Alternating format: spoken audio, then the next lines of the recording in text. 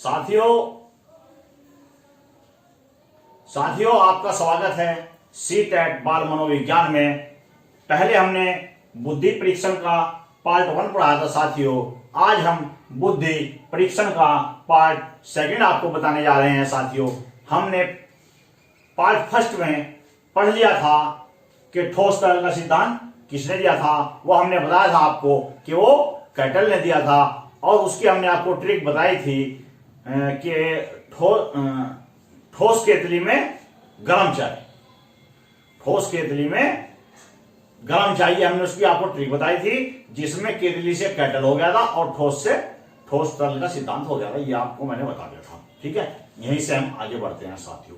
अब हम बात करते हैं पदानुक्रमिक सिद्धांत किसने दिया। पदानुक्रमिक सर, ठीक है साथियों।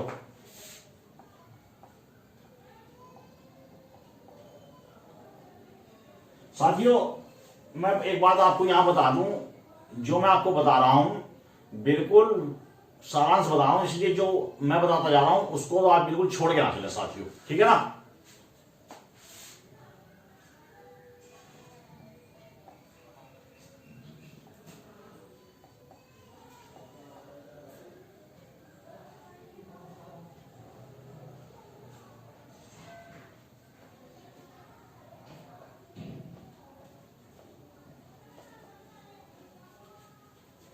ठीक है साथियों, तो ये जो है ये हमने लिख दिया है पदानुक्रमिक सिद्धांत किसने दिया। अब मैं आपको बताता हूं इसके बारे में। ये जो है ये फिलिप बर्नन ने दिया था। उन्होंने बताया था, जैसे कि साथियों आप यहां पर नाम से ही जान पा रहे हैं, साथियों आप यहां पर नाम से ही जान पा रहे हैं कि पदानुक्रमिक, ठीक है ना। ये देखिए यहां पदानुक्रमिक, ठीक, ये यहां आप नाम से जान पा रहे हैं। इसी में ये समाहित है, मैं बताता हूं कैसे समाहित है। यानी कि बालक एक क्रम के अनुसार सीखता है। पदानुक्रमिक सिद्धांत में क्या बताया गया है कि बालक एक क्रम के अनुसार सीखता है, यानी कि बालक एक क्रम के अनुसार सीखता है। जब बालक एक क्रम में सीखता है तो पदानुक्रमिक सिद्धांत के अंतर्गत आता है साथियों। और ये किसने? फिलिप बर्नन ने। किसने साथियों? फिलिप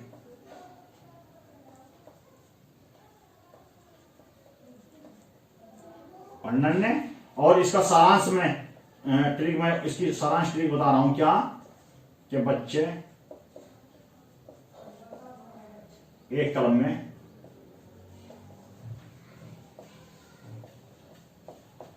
सीखता है। ये इसका शॉर्ट मैंने बनाया, तो ठीक है कि बालक एक क्रम के अनुसार सीखता है, बच्चा एक क्रम में सीखता है। ठीक है साथियों, ये मैंने बता दिया। अब इसके बारे में और मैं आपको बता रहा हूं, ठीक है साथियों। जैसे बच्चा जो होगा पहले वर्ण सीखता है, फिर शब्दों को जोड़ना सीखता है। साथियों आपने देखा होगा जब हम कक्षा में पढ़ाते हैं तो बच्चे को पहले कैसे कबूतर, कैसे खरगोश, कैसे गमला, कैसे घड़ी, ये बड़ा प्रचलित है। आपने देखा होगा जो छोटे बच्चे जाते हैं, चाहे वो प्राइवेट स्कूल में है या परिषदीय विद्यालयों में है, किन्हीं में भी जाता है, सबका बेस वही रहता है कि जब बच्चा आता है उसको पहले कैसे कबूतर, ऐसे अनार, आ से आम, छोटी से इमली, बड़ी से ईख, छटाऊ से उल्लू, बड़ाऊ से ऊन, ये सब बच्चों को हम लोग बताते हैं, ठीक है ना। इसी से ही यानी कि इसके अंतर्गत आ गया पदानुक्रमिक सिद्धांत। वो क्रम में सीख रहा है। पहले हमने उसको ऐसे अनार बताया, आ से आम बताया, छोटी से इमली बताई, बड़ी से ईख बताया। पहले उसको हमने एक चीज बताई।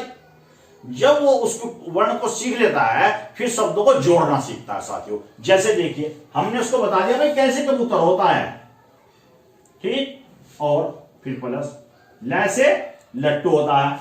ये तो हमने उसको बताया था साथियों।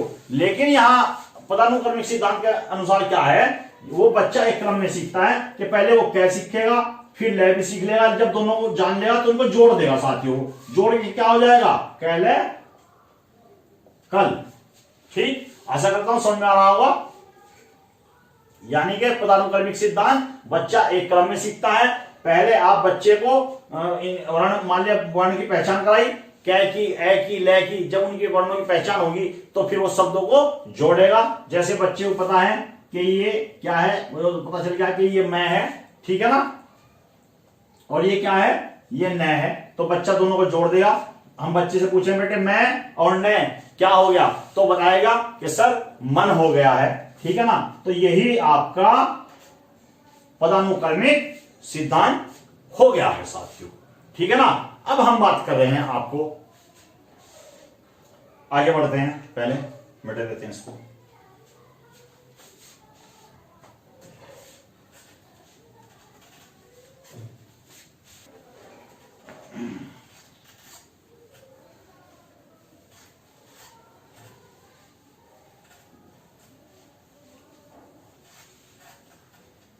ठीक है साथियों, हमने यहां पर आपको बताया कि पदानुक्रमिक के अनुसार बच्चा क्रम में सीखता है। पहले ए की, कै की, मैं की, इनकी पहचान कर लेगा। उसके बाद दो शब्दों को जोड़ेगा। जब दो शब्दों को जोड़ना सीख जाएगा, उसके बाद बच्चा तीन शब्दों को जोड़ेगा। जैसे हमने पहले बताया था कि बच्चा पहले कै को सीखेगा, फिर शब्दों वर्णों को सीख लेगा, फिर शब्दों को जोड़ना सीखेगा, दो शब्दों को जोड़ेगा, कैसे कल बन गया। लेकिन फिर इसी के क्रम में आगे बढ़ेगा बच्चा, तो फिर वो तीन, यहां दो शब्दों को जोड़ लिया, अब वो तीन शब्दों को साथ ही जोड़ेगा। जैसे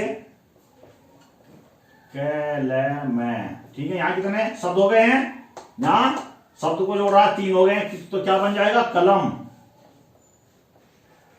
ठीक, आपने यहां पर देखा साथियों कि पहले बच्चे ने ए आ की पहचान करी, ए की करी, कै की करी, लै की करी, फिर दो शब्दों को जोड़ा, कल हो गया, फिर तीन शब्दों को जोड़ा, कलम हो गया।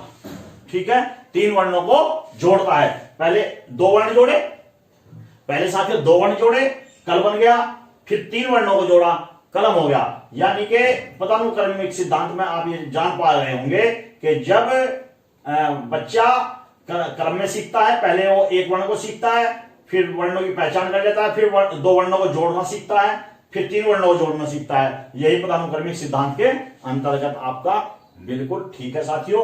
आशा करता हूं बिल्कुल स्पष्ट हो गया होगा। ठीक है, अब हम आगे बढ़ते हैं साथियों।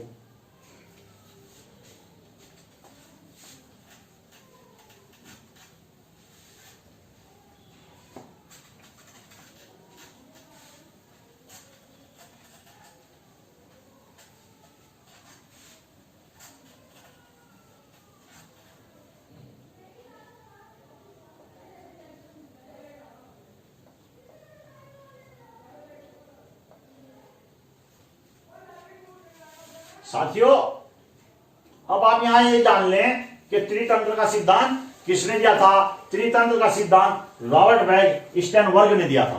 ठीक है साथियों, त्रितंत्र का सिद्धांत किसने दिया था। त्रितंत्र का सिद्धांत रॉबर्ट बैग और स्टेनबर्ग ने दिया था। रॉबर्ट बैग स्टेनबर्ग ने दिया था। ठीक है, ये आप नोट कर लें। आगे बढ़ते हैं साथियों, अब बात कर रहे हैं हम बहुबुद्धि सिद्धांत। ठीक है, बहुबुद्धि सिद्धांत किसने दिया था, तो हम यहां आपको बता दें।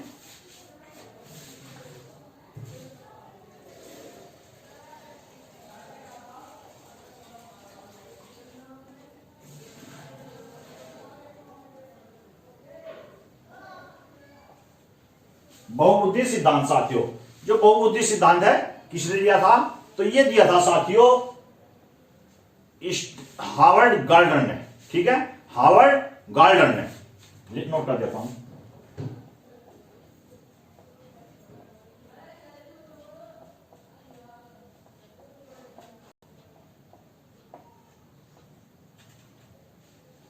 ठीक है साथियों, ये दिया था हावर्ड गार्डनर ने। बहुबुद्धि सिद्धांत किसने दिया था, हावर्ड गार्डनर ने।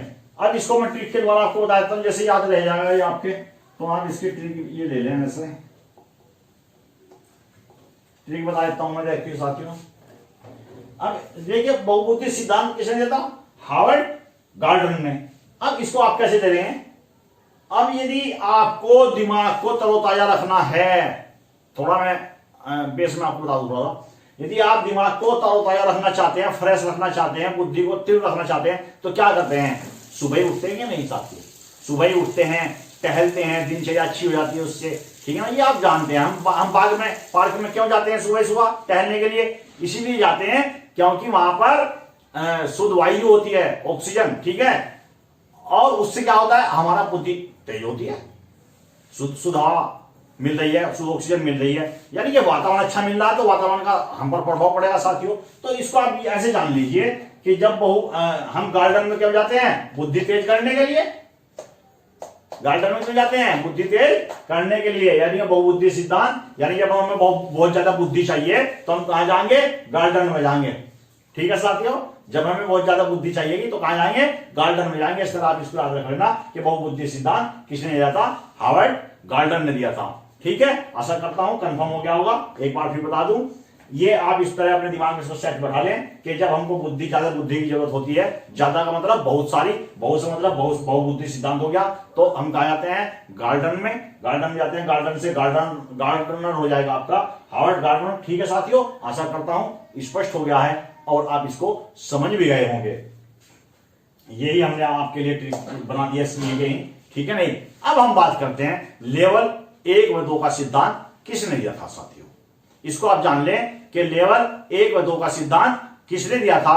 तो ये बता दूं मैं थोड़ा सा आपको, ये भी इंपोर्टेंट आ जाता है कभी कभी परीक्षा में, इसलिए मैं ये भी आपको बता दूं। लेवल 1 व 2 का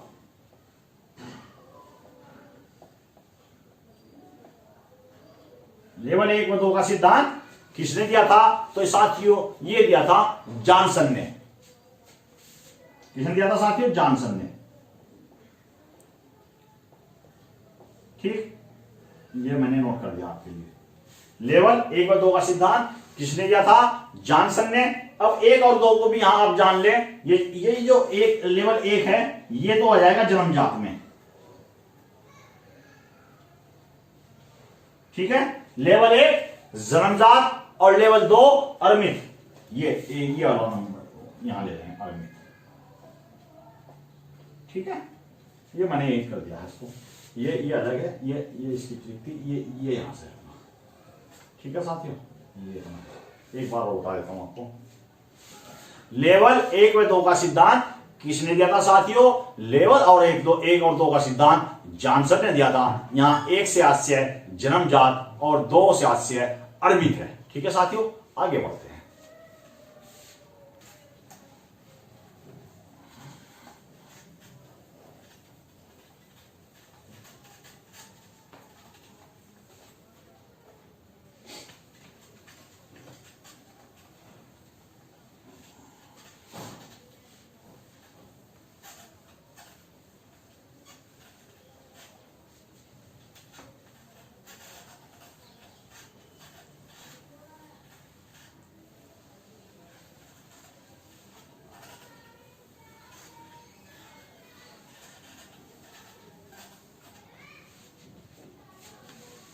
अब बात करते हैं हम अगले सिद्धांत की। ये भी कभी कभी परीक्षा में पूछा जाता है। ये अगला सिद्धांत मैं आपको बता दूं, प्रतिदर्श सिद्धांत। प्रतिदर्श सिद्धांत किसने दिया था?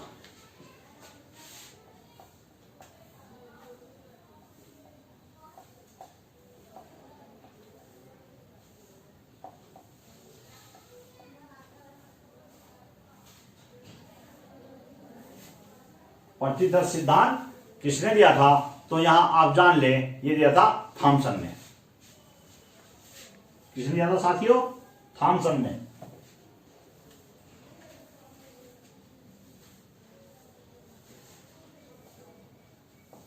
ये दिया था थॉमसन ने। ठीक है, ये भी मैंने आपको बता दिया हूं क्योंकि कभी कभी पूछ लिया जाएगा परीक्षा में, मैं नहीं चाह रहा हूं कि कुछ छोड़ के चलूं उसमें से। ठीक है ना। अब एक बहुत महत्वपूर्ण क्वेश्चन की बात कर रहा हूं आगे आपको। ये जो बुद्धि सीखने की योग्यता है, बुद्धि सीखने की योग्यता है, ये परिभाषा, ये कथन किसने दिया था?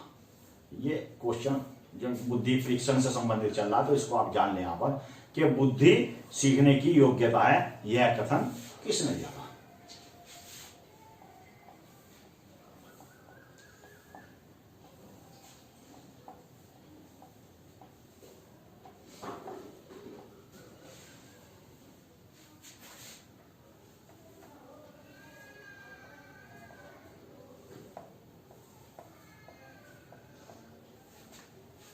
ठीक है, बुद्धि सीखने की योग्यता है साथियों, ये किसने दिया था? तो ये दिया था बंकिम घम ने, ठीक है, बंकिम घम ने दिया था। ये बुद्धि सीखने की योग्यता है, ये किसने कहा था? बंकिम घम ने। ये आप देखिए, मैंने आपके लिए लिख दिया, ये बिंदी आमने लगाई है इसमें, बंकिम घम ने, ठीक है। अब इसको एक चीज आप, मैं थोड़ा हार्ड सा भी लिखा होगा आपको ये, लेकिन मैं चलिए ट्रिक से आपको बता देता हूं, जिससे आप इसको याद रख लेंगे। इसकी ट्रिक बना देते हैं यहीं पे, ठीक है। इसकी ट्रिक हम बना लेंगे। क्या ट्रिक बनाएंगे साथियों इसकी हम? देखिए, बंकिंगम, बंकिंगम कैसी आवाज आ रही है? कैसी आवाज आ रही है? किंग जैसी आवाज।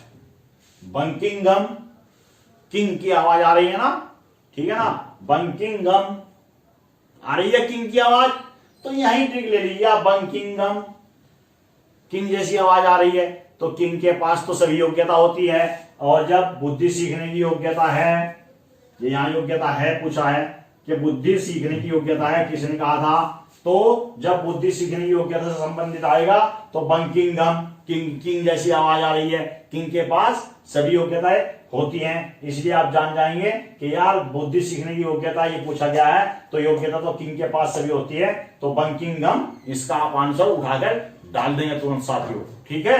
आशा करता हूं स्पष्ट हो गया है।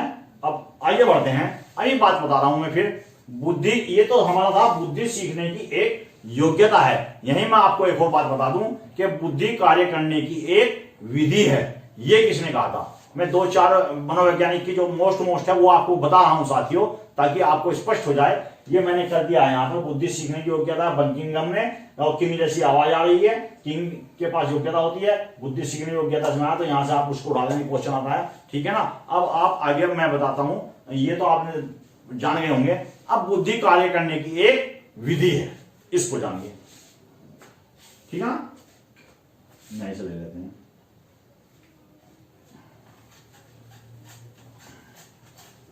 नहीं मिलता है साथियों, परमानेंट मार्कर है ना, काम नहीं करता है, पानी से लगाना पड़ता है तभी अब होगा साफ। बिना पानी के ये साफ नहीं होता साथियों। मिल नहीं रही है ना सही ना मार्कर, बड़ा प्रयास कर लिया है साथियों, और लेकिन व्यवस्था नहीं हो पा रही है, क्या करें, सभी के साथ चलना है भैया। जैसी व्यवस्था हो रही है कर रहे हैं फिर भी, ठीक है। अब मैं आपको अगली परिभाषा बता देता हूं किसकी है, महत्वपूर्ण, ठीक है ना। बुद्धि कार्य करने की एक विधि है, ठीक है।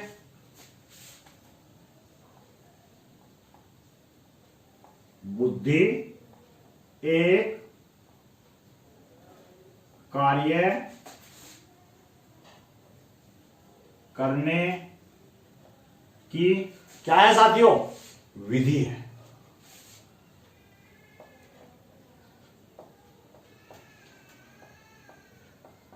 ये किस मनोवैज्ञानिक ने कहा था साथियों, ठीक है, ये आप जान ले। तो ये कहा था वुडवर्थ ने। किसने कहा था? वुडवर्थ ने।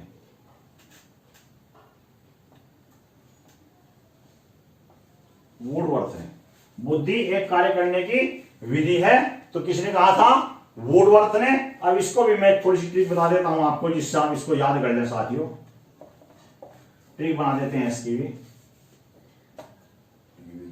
और ये वुडवर्थ ने कहा था। अब हम इसकी आपको ट्रिक बनाते हैं। अब देखिए वुड क्या है? वुड क्या है? वुड एक लकड़ी होती है। वुड एक लकड़ी होती है और उसका कार्य करने की एक विधि होती है। मैं आपको बात बता दूं, लकड़ी पर बहुत अच्छी तरीके से नक्काशी भी होती है। आपने देखा होगा बड़े अच्छे अच्छे बेड बनते हैं लकड़ी से, है ना, उस पर निकासी करी जाती है। और मतलब एक विधि के जरिए बहुत आइटम सहारनपुर में तो बहुत बनती हैं लकड़ी का के काम के लिए। सहारनपुर मशहूर है बहुत, वहां पर एक से एक कलाकारी आपको देखने की मिल जाएगी जो वो विधि पूर्वक करते हैं। तो यहाँ आप इसको ऐसे जान लेंगे कि ये बुद्धि एक कार्य करने की विधि है। बुद्धि कार्य करने की एक विधि है। किसने कहा था? वुडवर्थ ने। आप इसको ऐसे याद कर लेंगे कि बुद्धि एक कार्य करने की विधि है, ठीक है। विधि से बात हो रही है तो विधि से, तरीके से क्या पे काम किया जाता है, लकड़ी पर, और लकड़ी को हम क्या कहते हैं, वुड, वुड से हो जाएगा वुड वर्थ। ठीक है साथियों, बुद्धि एक कार्य करने की विधि है, यानी कि लकड़ी पर एक कार्य करने की जो विधि है, ठीक है, वो वुड वर्थ हो जाएगा। ठीक है, इसी को आप बुद्धि से जोड़ लेंगे। यहां पर बुद्धि एक कार्य करने की विधि है, विधि से मतलब, और वुड वर्थ यहां क्यों क्यों बताया मैंने आपको, इसलिए बताया कि लकड़ी है ना, जो लकड़ी पर जो नक्काशी वगैरह रखी जाती है एक क्रम में की जाती है और एक विधि के अनुरूप की जाती है, और वो विधि वुडवर्थ में हो जाएगी, क्योंकि जब यहाँ विधि की बात आएगी तो आप वुडवर्थ तुरंत पकड़ लेंगे और इसको यहां से उठा लेंगे साथियों। ठीक है ना, आशा करता हूं क्लियर हो गया होगा। अब मैं आपको एक चीज और बता दूं साथियों, ये स्पष्ट हो गया है साथियों। अब मैं आपको अगली मनोवैज्ञानिक की बात बताता हूं, उससे पहले थोड़ा जल ले लेते हैं।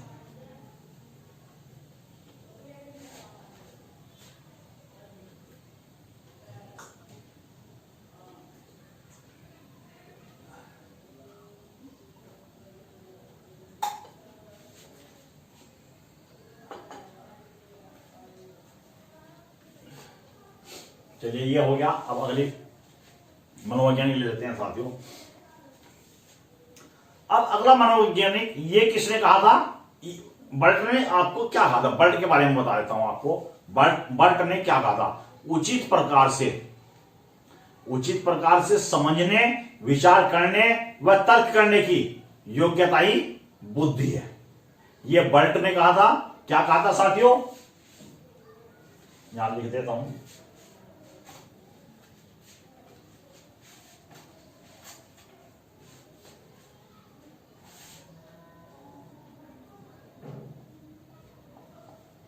ये बर्ट जो हमारे मनोवैज्ञानिक थे, इन्होंने कहा था उचित प्रकार से समझने, विचार करने,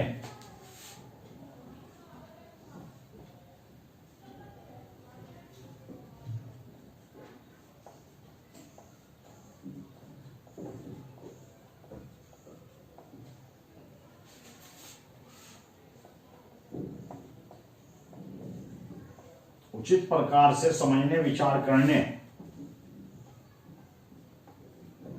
ठीक है साथियों, विचार करने व तर्क करने की योग्यता ही बुद्धि है। विचार करने व तर्क करने की योग्यता ही, ठीक है, योग्यता ही बुद्धि है।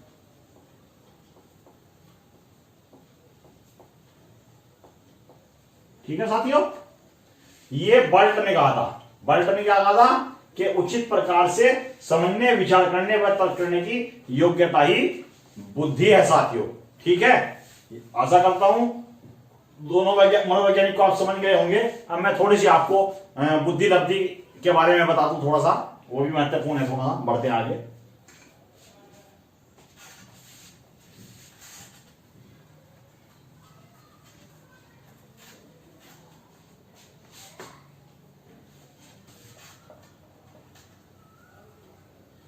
साथियों, अब यहां पर मैं आपको बता दूं, थोड़ी सी और महत्वपूर्ण जानकारी दे दूं बुद्धि लब्धि के बारे में। बुद्धि लब्धि से संबंधित थोड़ी सी मैं आपको जानकारी दे दूं साथियों। जो बुद्धि लब्धि का सर्वप्रथम प्रयोग किसने किया था?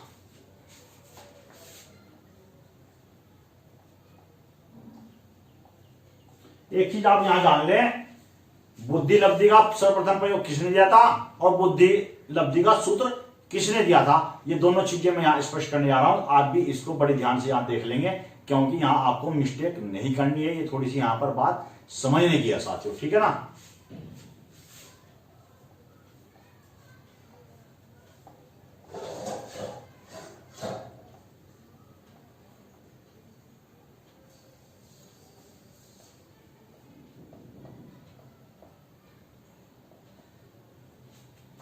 बुद्धि लब्धि का सर्वप्रथम प्रयोग किया था साथियों टर्मन ने।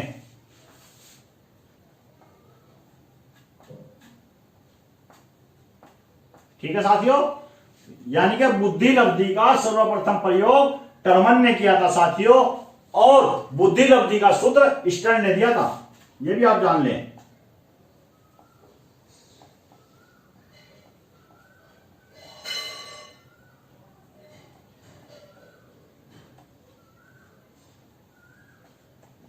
किसने दिया था साथियों? स्टर्न ने।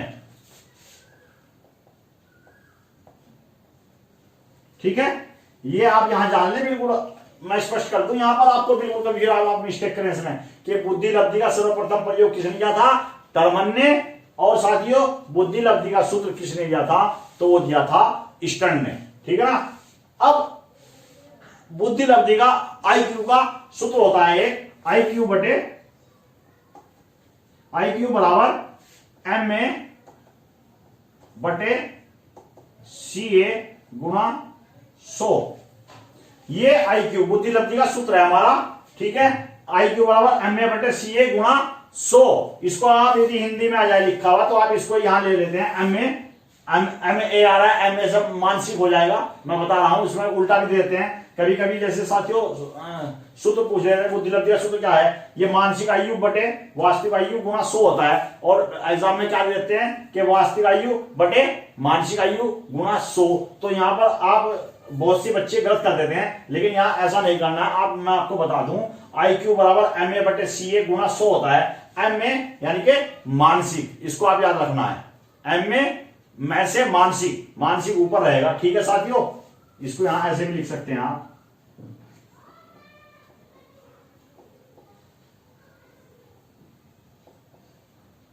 मानसिक आयु बटे वास्तविक आयु।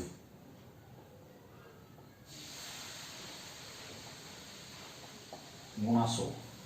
ठीक है साथियों, IQ का सूत्र क्या हो गया? MA बटे CA गुणा 100 या मानसिक आयु बटे वास्तविक आयु गुणा 100। ठीक है साथियों, मैंने आपके लिए जानकारी के लिए नोट कर दिया है। अब बात करते हैं मानसिक आयु के विचार का प्रतिपादन किसने किया।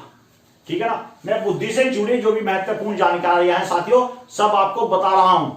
यह कार्य आपका है कि आप इसको अपने जहन में बिठा ले साथियों। ठीक है ना। ये तो आपका हो गया है। अब हम बात कर रहे हैं, अभी बता रहा हूं मैं आपको, इसको साफ कर देते हैं।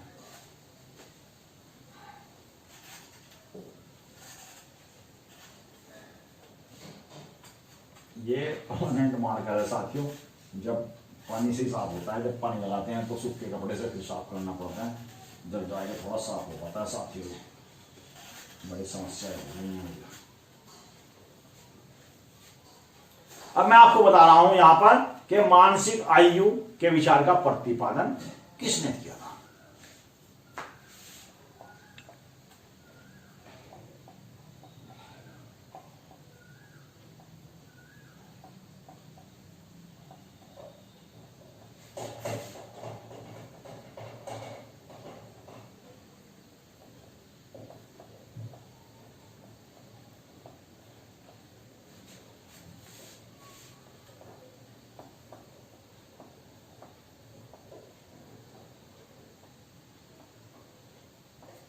किसने किया था साथियों? ठीक है, ये किया था आपका अल्फ्रेड बिने ने। अल्फ्रेड बिने ने। ठीक है,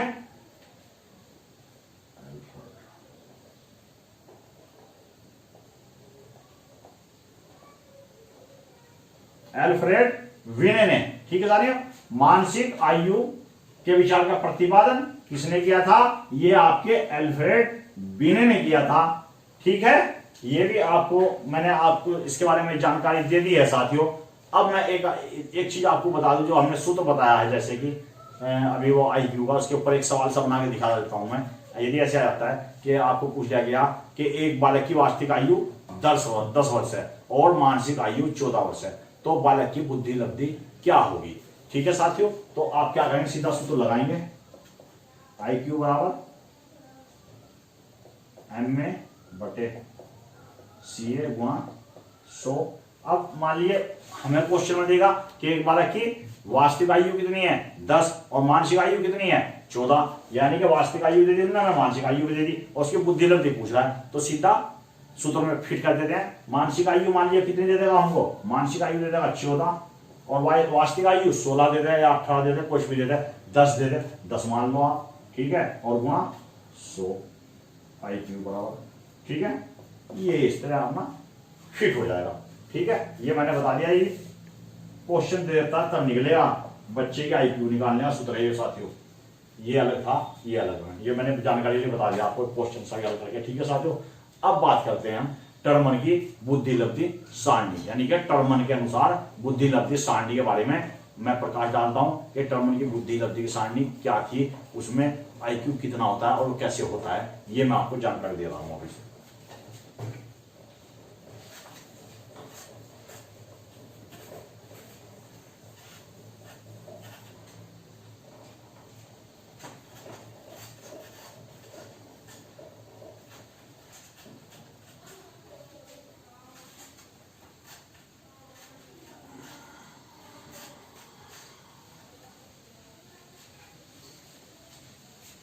टर्मन की बुद्धि लब्धि सारणी, ठीक है साथियों।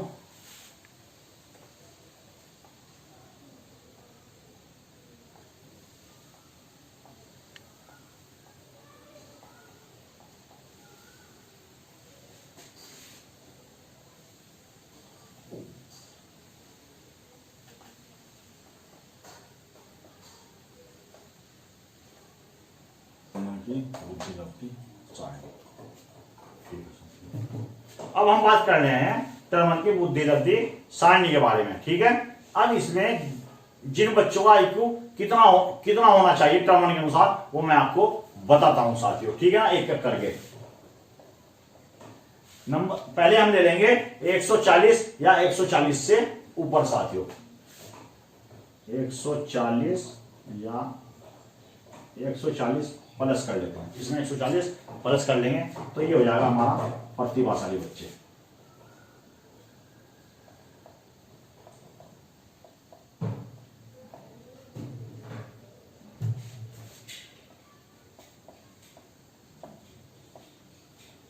ठीक है साथियों।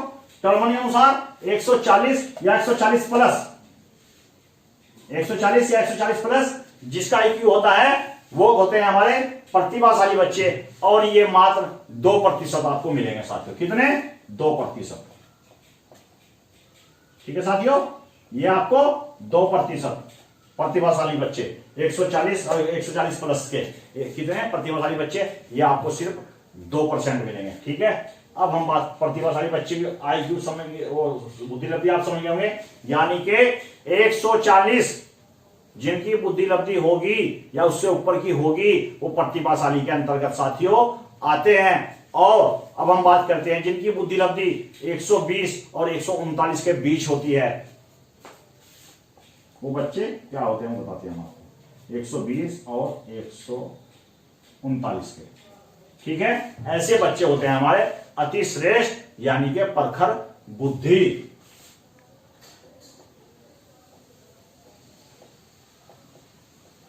प्रखर बुद्धि या अति श्रेष्ठ भी हम इसको बोल देते हैं, ठीक है साथियों। यानी कि 120 से 139 के मध्य, 120 से 139 तक जिनका IQ होता है वो प्रखर बुद्धि के बच्चे होते हैं साथियों, ठीक है ना।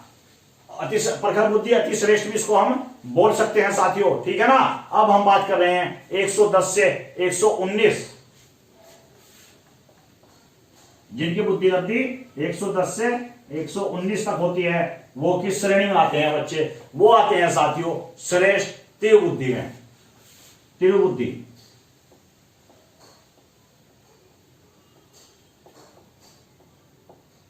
ठीक है साथियों। जिनका IQ 110 से 119 होता है वो आते हैं तीव्र बुद्धि के अंतर्गत, या आप श्रेष्ठ भी इसको मान ले कह सकते हैं, ठीक है, श्रेष्ठ हो जाएगा, है ना। अब यहां जान लिया, आप जान रहे होंगे, फिर मैं इसको साफ करता हूं, आगे बढ़ूंगा क्योंकि ये इतना भर गया है। यानी कि टर्मन की बुद्धि लब्धि सारणी, यानी टर्मन के अनुसार क्या है साथियों, जो हमारा बच्चा अगर जिसकी IQ 140 या 140 प्लस होगी वो बोलते हैं हमारे प्रतिभाशाली बच्चे, और 120 और 139 प्रखर बुद्धि वाले, 110 से 119 तीव्र बुद्धि वाले। साथियों मैं आपको एक बात बता दूं, अभी तो हम आपको ये थोड़ा बेस बताते चल रहे हैं जब हम आपका कोर्स एक बार पूरा कर लेंगे तब हम आपको बिल्कुल ट्रिक के द्वारा, जो मेन ट्रिक है जिससे आप एकदम से क्वेश्चन को पकड़ लेंगे, यानी कि कम समय में अधिक आप कर पाएंगे, वो चीज हम आपको कराएंगे। ठीक है ना, वो हम आपको लाइव क्लास देंगे, वो हम आपको समय दे देंगे, लाइव क्लास का लिंक आपको सेंड कर देंगे। साथियों चिंता मत करिए आप, क्योंकि लाइव क्लास चलेगी एकदम से, जो भी इंपॉर्टेंट चीजें हैं इसके अंतर्गत वो हम आपको बताते चलेंगे। अभी तो अब इतना शॉर्ट भी नहीं खींचना है अब फिलहाल, क्योंकि भी समय है साथियों, इसलिए बताना चल रहा हूं। जब बिल्कुल परीक्षा का समय नजदीक होगा तो मैं प्रयास करूंगा, कोशिश करूंगा साथियों कि जो बिल्कुल महत्वपूर्ण चीजें हैं वो लाइव क्लास के द्वारा आपको सीधे कराता चला जाऊं साथियों। ठीक है ना, वो मैंने मन बनाया हुआ है साथियों आपके लिए, चिंता मत करिए, प्रयास कर रहा हूं। ईश्वर स्वस्थ रखे और आप लोगों को भी, हमें भी, तो गड्डी पार हो जाएगी। आगे बढ़ते हैं प्रोसेस में। ये तो साथियों आप समझ गए होंगे कि 110 119 के बीच में जिनकी आयु होती है वो तीव्र बुद्धि श्रेष्ठ के अंतर्गत आते हैं। और इसको साफ करते हैं पहले, फिलहाल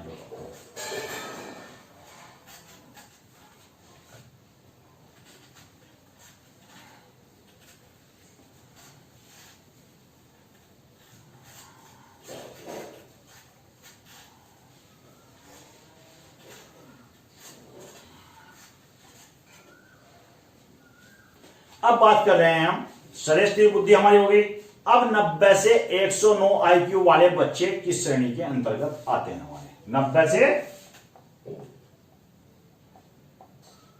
109, जिनका आईक्यू 90 से 109 होता है, वो होते हैं हमारे सामान्य बुद्धि। ये किस श्रेणी में आते हैं साथियों? सामान्य बुद्धि में।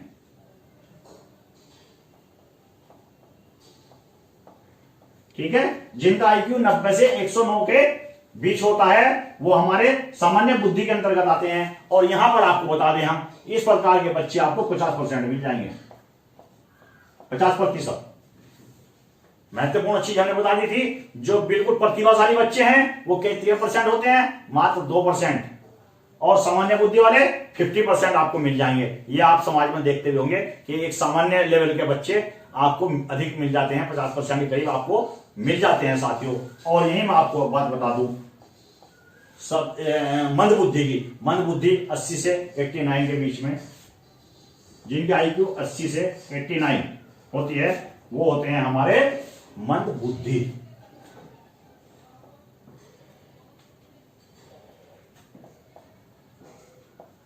ठीक साथियों, 80 से 89 के बीच में, 89 तक मंद बुद्धि। ठीक है साथियों, अब हम आगे बढ़ते हैं। ये आप समझ गए होंगे, ठीक है ना।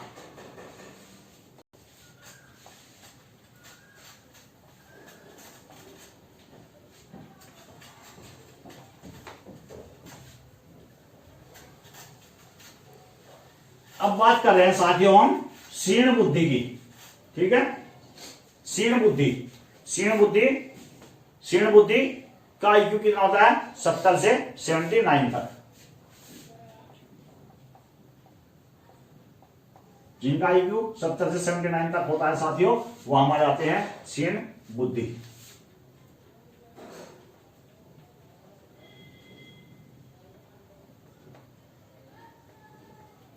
ठीक है साथियों, और हम आपको यहां बात बता दें, 50 से 69 जिन बच्चों का आईक्यू होता है 50 से 69, तो ये किस कैटेगरी में आ जाएंगे साथियों? ये आ जाएंगे मूर्ख में। ये मूर्ख होते हैं जिनका आईक्यू इतना होता है। ठीक है, ये मूर्ख हो जाएंगे, मूर्ख बच्चे होते हैं। ठीक है, और जिनका 25 से, ये तो बिल्कुल ही ये बात बता रहा हूं मैं, 25 से 49 जिनका होता है वो होते हैं मूढ़। ठीक है साथियों, 25 से 49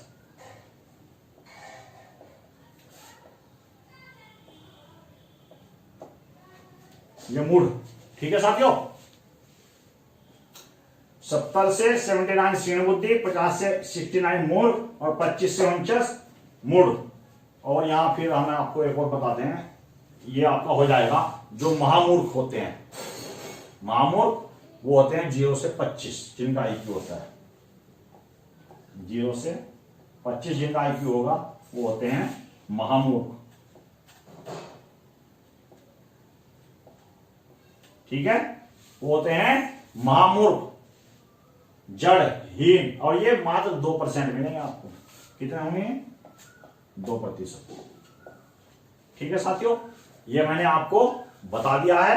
आशा करता हूं ये पूरी सारणी आपने को मैंने स्पष्ट कर दी है। आप इसको देख लेंगे, ठीक है ना, एक बार देखेंगे तो कंठस्थ हो जाएगी। और वैसे भी मैं इसकी आपको पोएम्स कविता के माध्यम से एक बार दोबारा जब दूसरी क्लास रिवीजन वाली चलेगी उसके द्वारा मैं जो महत्वपूर्ण कड़ी के अंतर्गत आता है हमारे बुद्धि लब्धि, तो उसमें मैं आपको एक पोएम के द्वारा ये बता दूंगा कि कौन सी बुद्धि किसके अंतर्गत पड़ती है। वो भी मैंने एक कविता ट्रिक बना रखी है, वो भी मैं बताऊंगा समय आते ही आपको।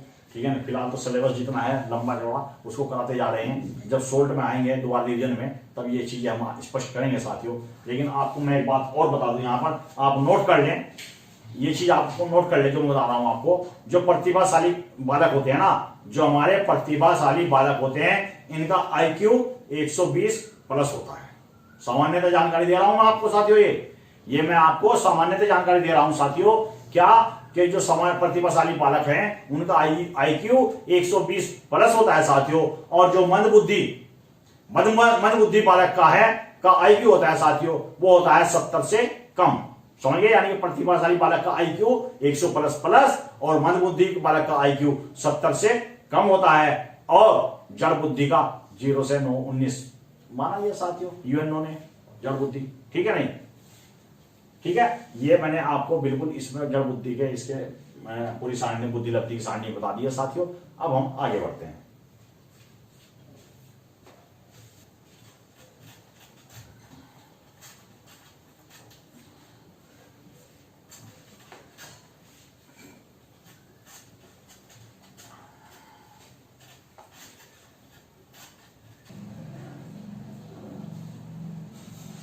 साथियों अब मैं आपको ये मैंने आखिरी नोट किया है क्या इसमें कि वैज्ञानिकों ने, ये कुछ वैज्ञानिक मैं आपको बता रहा हूं किस किस वैज्ञानिकों ने बुद्धि को क्या माना। समायोजन की योग्यता, बुद्धि को समायोजन की योग्यता जिन्होंने माना वो हमारे कौन कौन से वैज्ञानिक थे, वो मैं नोट करता हूं आपके लिए। ये यहां से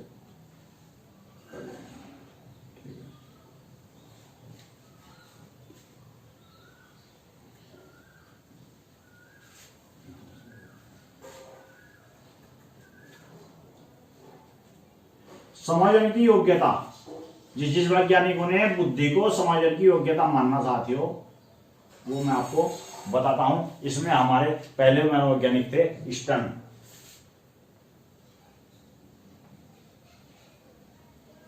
ठीक है, ये समायोजन को बुद्धि की योग्यता मानने वाले हमारे पहले वैज्ञानिक क्या होंगे? स्टर्न साथियों। दूसरे हमारे अल्फ्रेड विने।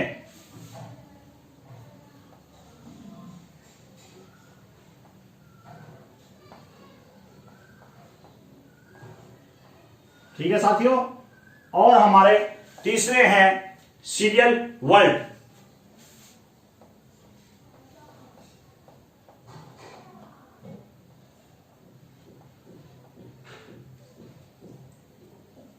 और साथियों चौथे हमारे जो है इसमें JS रॉस।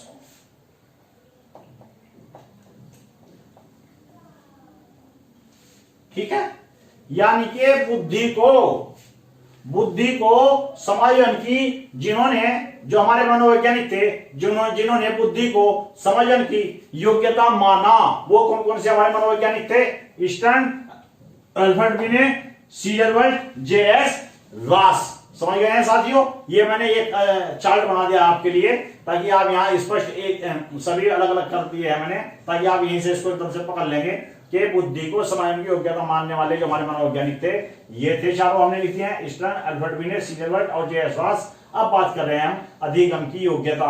बुद्धि अधिगम की योग्यता है, ये किस किस मनोवैज्ञानिक ने माना था वो मैं आपको यहां नोट कर देता हूं साथियों। इसको आगे ले लें यहां से, हाँ ठीक है,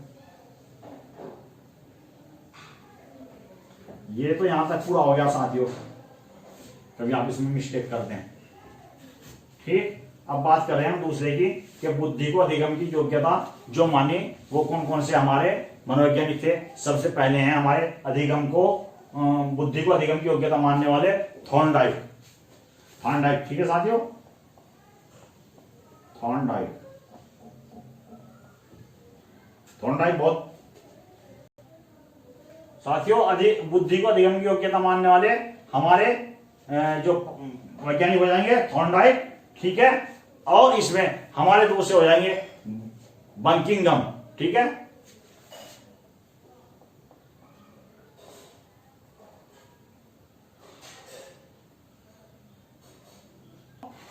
साथियों दूसरे हमारे हैं इसके बकिंघम और तीसरे हमारे कोलविन, ठीक है, जिन्होंने बुद्धि को अधिगम की योग्यता माना, ठीक है साथियों। तीसरे हमारे हो गए कोलविन।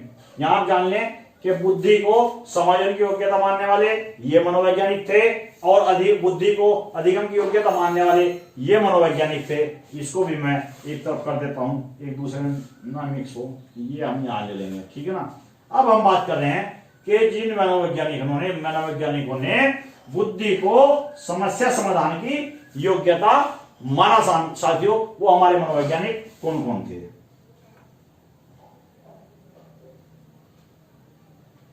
ये थोड़ा तीसरा विषय होगा, कोई दिक्कत की बात नहीं है, उसको आप पहचान देना, इसलिए मैंने ये लाइन मार दी है, वो सब अलग अलग उसमें हो गया है। तो इसमें हमारे जो प्रथम में थे मनोवैज्ञानिक वो थे वेस्लर,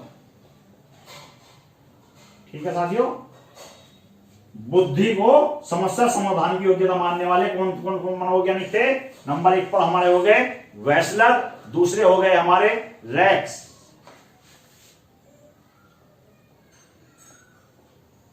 ठीक है साथियों। और हमारे जो तीसरे मनोवैज्ञानिक थे गैरेट थे, क्या थे साथियों, गैरेट,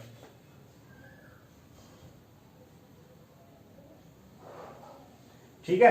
ये आपका समस्या समाधान का भी हो गया, बुद्धि को जिन्होंने समस्या समाधान माना, इसको भी हम एक तरफ लाइन में कर देते हैं साथियों, मिस्टेक ना हो पाए आपसे, ये हमने अलग बना दिया है चार्ट इसका। अब बात करते हैं हम अमूर्त चिंतन की, बुद्धि को अमूर्त चिंतन की योग्यता किस मनोवैज्ञानिक ने माना, तो वो है साथियों एम्पियर मैन। पहले हमारे हो जाएंगे, यहां आ जाएगा, ठीक है साथियों, यहीं पर नोट कर देता हूं आपके लिए।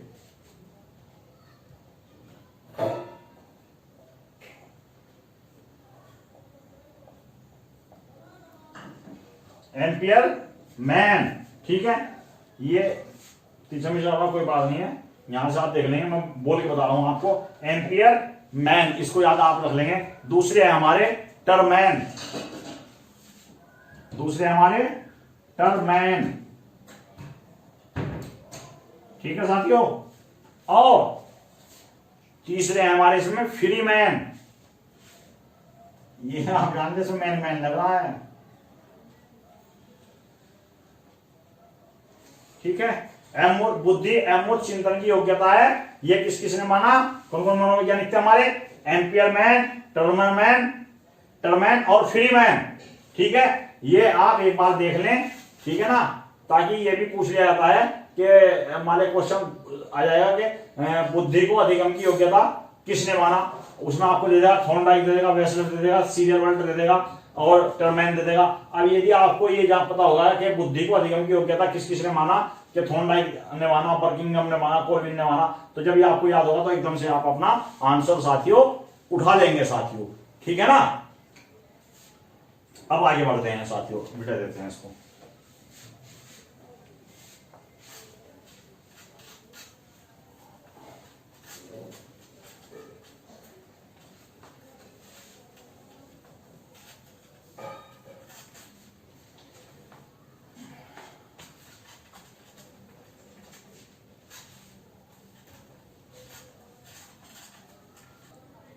यह हो गया है। अब हम आपको बताएंगे संवेगात्मक बुद्धि। संवेगात्मक बुद्धि के बारे में थोड़ा सा आपको जानकारी दे दें, उससे पहले थोड़ा जल ले लेते हैं।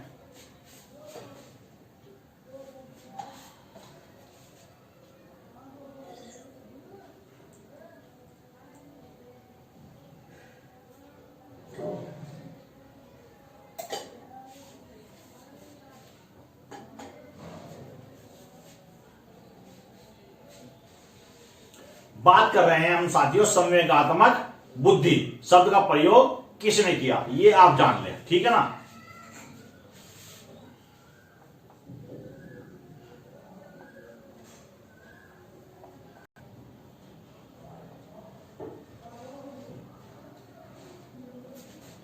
साथियों बात कर रहे हैं यहां संवेगात्मक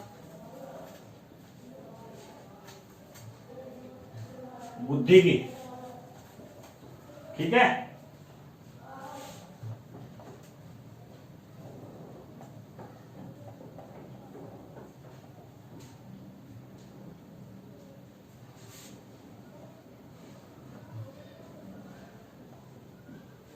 संवेगात्मक बुद्धि की बात यहां पर कर रहे हैं साथियों कि संवेगात्मक जो बुद्धि है शब्द का प्रयोग सर्वप्रथम किसने किया था।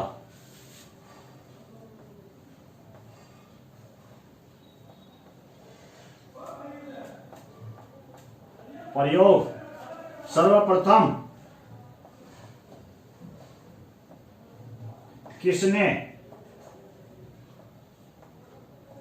किया था, ठीक है साथियों, ये भी थोड़ा जान ले, ठीक है। तो ये था संवेगात्मक बुद्धि शब्द का प्रयोग सर्वप्रथम जिसने किया था साथियों, तो वो थे हमारे doctor John mayor, doctor John mayor तथा पीटर, ठीक है। डॉक्टर जॉन मेयर तथा पीटर, ये आप जान ले साथियों। संवेगात्मक बुद्धि शब्द का प्रयोग सर्वप्रथम किसने दिया था, डॉक्टर जॉन मेयर तथा पीयर ने।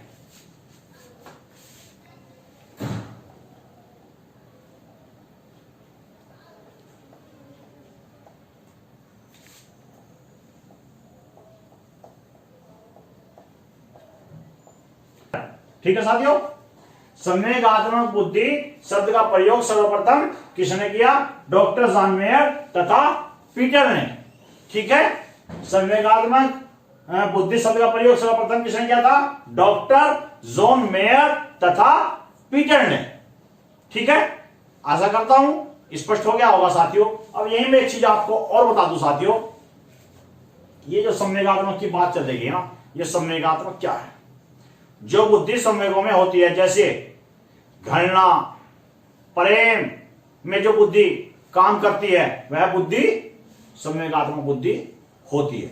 मैं यहां नोट करके आपको बता रहा हूं, ये तो मैंने बता दिया कि संवेगात्मक बुद्धि शब्द का प्रयोग सर्वप्रथम किसने किया था, डॉक्टर जॉन मेयर तथा पीटर ने। लेकिन आप यहां ये भी बात जान ले साथियों कि जो हमारे जो बुद्धि है संवेगों में होती है, जैसे घृणा प्रेम में जो बुद्धि काम करती है, वही यह बुद्धि संवेगात्मक बुद्धि के अंतर्गत होती है साथियों। और यहां आप एक चीज और जान ले साथियों कि जो संवेगात्मक बुद्धि का जनक थे ना, संवेगात्मक बुद्धि के जनक कौन थे, तो वो थे साथियों डेनियल गोलमैन।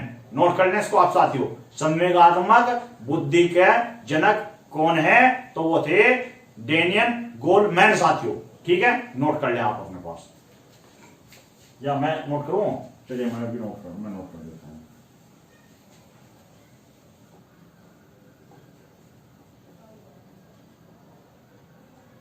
संवेगात्मक बुद्धि के जनक, ठीक है साथियों। संवेगात्मक बुद्धि के जनक हमारे जो थे वो थे डेनियल गोलमैन, ठीक है साथियों। यहां लिख देते हैं,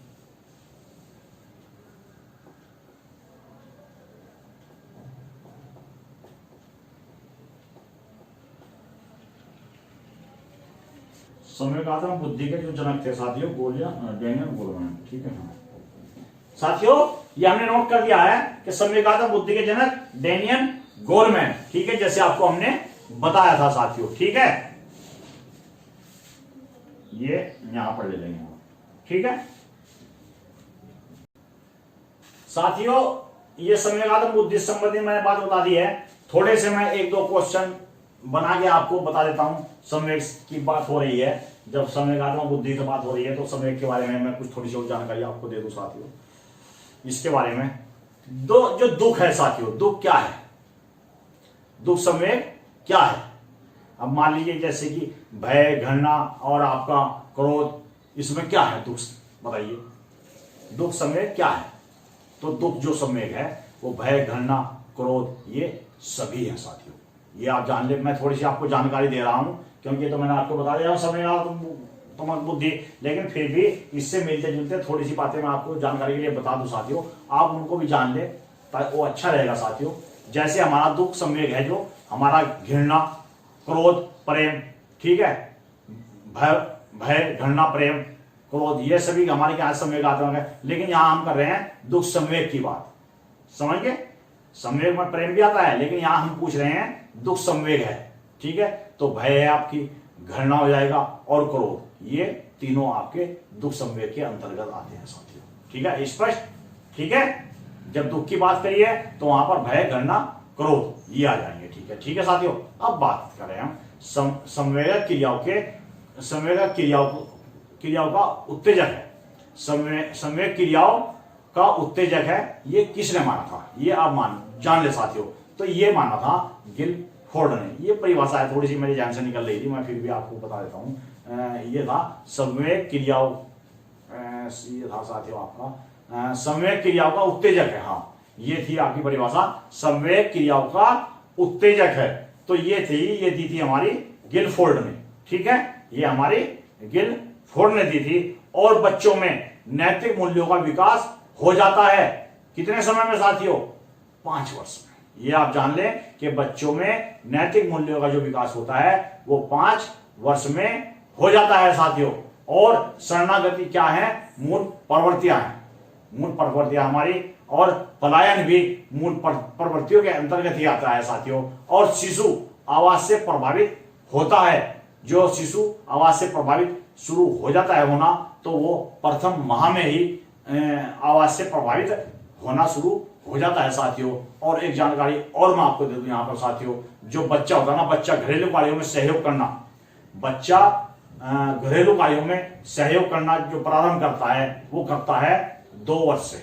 ये भी आप जान ले कि बच्चा घरेलू कार्यों में सहयोग करना जो शुरू करता है 2 वर्ष से करता है, ठीक है साथियों। और संवेग अनुभव का एक प्रकार, कार्य की प्रणाली एवं क्रिया की एक विधि है। यह मत किसने दिया था, अब इसमें मान लिया आपको दे दिया कि राइस, पियाजे, कोल एवं ब्रूस, कोई नहीं, तो इसमें जब आपको पूरी आख्या पता होंगी, जो मनोवैज्ञानिक थे उनके मत आपको पता होंगे, तो आप इसको पहचान लेंगे साथियों, ठीक है ना। अब मुझे आप कमेंट में करके बताएंगे कि ये किसने दिया था, ठीक है ना।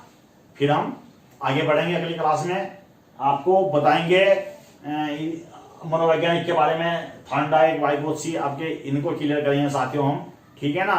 ये बुद्धि लब्धि का चैप्टर काफी लंबा है, लेकिन मैं चाहता तो इसको शॉर्ट में कर सकता हूँ, लेकिन मैं इसको शॉर्ट करना नहीं चाह रहा हूँ साथियों, क्योंकि मैं चाह रहा हूँ पहले आपको थोड़ा विस्तार से भी, थोड़ा ज्यादा विस्तार नहीं, मैं जो बता रहा हूँ आपको बहुत ही सारांश ही लेके चल रहा हूँ, लेकिन जब रिविजन में चलेंगे तो इसका भी सार कर देंगे साथियों। मेरा प्रयास यही रहेगा कि कम समय में अधिक आपको करा सकूं साथियों। इसी के साथ ही मेरी एक छोटी सी रिक्वेस्ट है आपसे साथियों, जो हमारे चैनल पर नए हैं साथियों, मैं फिर आपसे कह रहा हूं, एक मेरी छोटी सी प्रार्थना है आपसे, ठीक है, रिक्वेस्ट है, जो हमारे चैनल पर नए हैं वो हमारे चैनल को सब्सक्राइब और वीडियो को लाइक और दोस्तों को शेयर जरूर करें। यदि आपको लग रहा है साथियों कि आपको कुछ मिल रहा है, साथियों मैं आपको बता दूं कि जब आप एग्जाम में जाते हैं बच्चा एक एक नंबर से रह जाता है। आप देखेंगे सीटेट में 60-65 नंबर लाने कोई बड़ी बात नहीं है, बिना पढ़े एग्जाम में बैठ जाओगे साथियों तो 60-65-70 नंबर आ जाते हैं। लेकिन यहां मैं आपको स्पष्ट कर दूं साथियों, यदि आप मेहनत करोगे तो कामयाब हो जाओगे। एक उदाहरण देता हूं साथियों मैं आपको, फिलहाल हम शिक्षण कार्य कर रहे हैं, फिलहाल जो शिक्षण कार्य कर रहा है और एक आदमी शिक्षण कार्य नहीं कर रहा है, यानी कि आज हम पढ़ रहे हैं और एक आदमी पढ़ नहीं रहा है, तो जो पढ़ रहा है वो कामयाब हो जाएगा। आज के टाइम में एक उदाहरण बता रहा हूं साथियों आपको, यानी कि आज जब हम 2 आदमी हैं और उनमें से एक जो आज पढ़ रहा है वो कामयाब हो जाएगा और जो आज नहीं पढ़ रहा है वो विफल हो जाएगा। और आने वाले समय में जब आप आमने सामने मिलेंगे, एक दूसरे से आंख मिलाएंगे, तो जो आज के दौर में अपने समय का सही उपयोग कर रहा था वो कामयाब हो जाएगा, और जो अपने समय का सही उपयोग नहीं कर रहा था वो विफल हो जाएगा, यानी कि जीवन में उससे आंख मिलाने के लायक नहीं रहेगा। इसलिए मेरा अनुरोध इसके द्वारा यही मैं मोटिवेशन आपको देता हूं कि आपका ये पढ़ने का समय है, आप पढ़ते रहिए साथियों, जितना आपको कराया जा रहा है उसको अच्छी प्रकार आप करते रहिए साथियों, और हमारा प्रयास बिल्कुल आपके साथ है और आपको ईश्वर ने चाहा सफल कराने में हम अपना पूरा दम लगा देंगे साथियों। लेकिन आपको भी थोड़ा दम लगाना होगा, आप भी पढ़ाई की तरफ ध्यान रखिए, वही मैंने बताया है, जो पढ़ोगे वही कामयाब होगा साथियों। ये ना लें कि 2-4 दिन में ही सारा सिलेबस हम पूरा कर लेंगे, कदापि नहीं कर पाओगे साथियों, कदापि नहीं होगा। किसी का किसी में जाएगा, किसी का किसी में जाएगा। इसीलिए अभी से आप तैयार करते रहिए तो निश्चित रूप से सफल हो जाएंगे साथियों। ठीक है, इसी के साथ एक बार फिर जो हमारे चैनल पर नए हैं, हमारे चैनल को सब्सक्राइब, वीडियो को लाइक और दोस्तों को शेयर करें। इसी के साथ नमस्कार साथियों।